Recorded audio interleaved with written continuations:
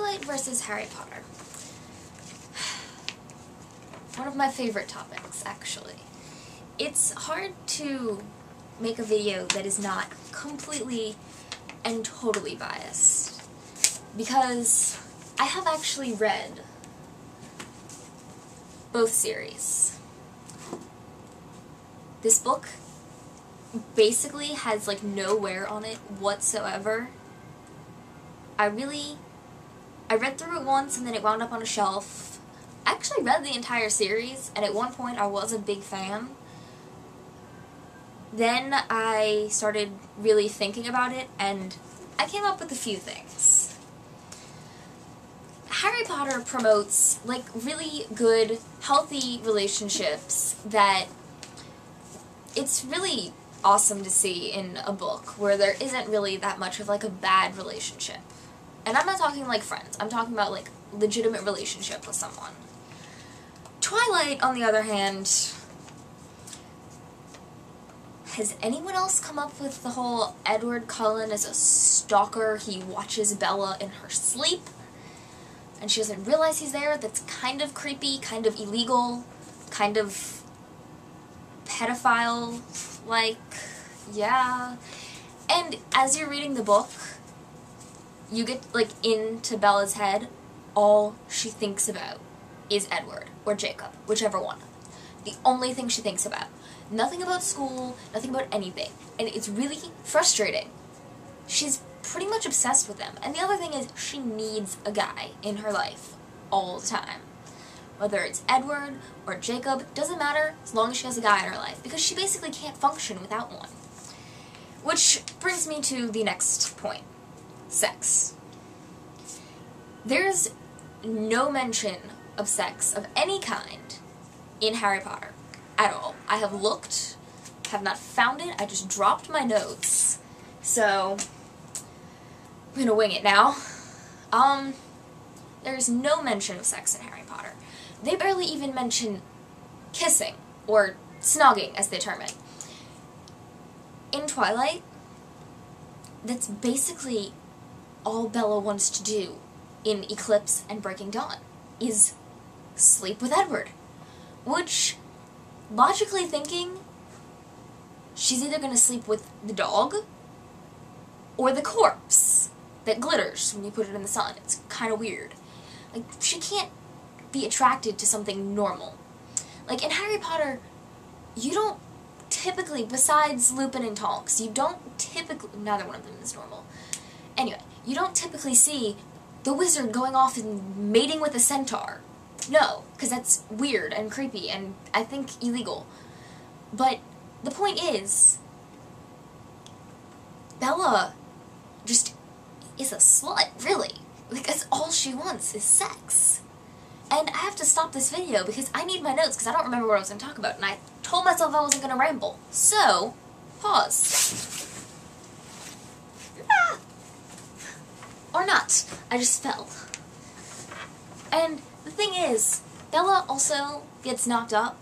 I mean, I know they're, like, married and all, and that's the thing. Edward basically withholds sleeping with her unless she marries him. Which, I mean, yeah, good Christian values, whatever.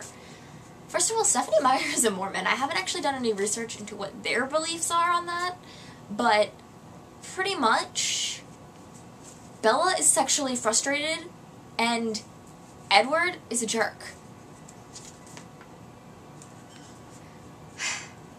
The world of Harry Potter and the world of Twilight. Now, this is no contest whatsoever. The world of Harry Potter is absolutely incredible. J.K. Rowling goes through and gives you details about everything.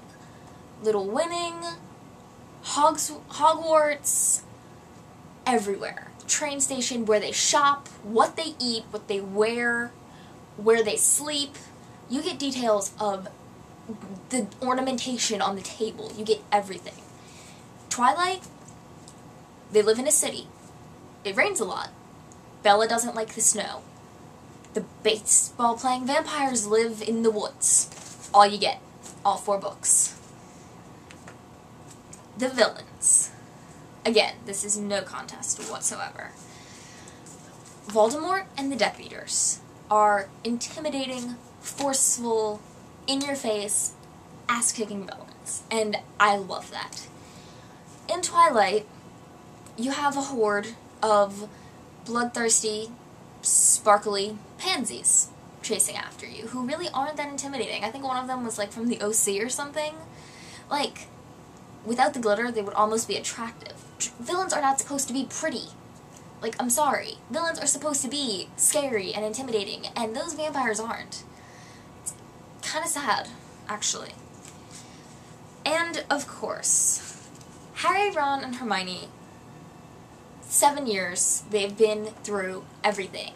And other than in the last book, this is a spoiler, other than in the last book, they never were really apart for that long. Like, they never fought enough to where one of them would go off. In Twilight, Edward leaves probably 4 or 5 times throughout the series. That happens once in Harry Potter. And that's because the Horcrux was messing with their heads. But it's just they have such a better friendship in Harry Potter, and it's so much better. And there has been more hype over one trailer that has been released for the Harry Potter movies that are coming out than for Eclipse in months. Eclipse, according to a couple of sources that I saw, made $30 million during the midnight premiere. Just that one night. Movie ticket costs roughly 10, so 30 million divided by 10, that means only 3 million people saw that movie. I am very curious to see what will happen with the upcoming Harry Potter movie.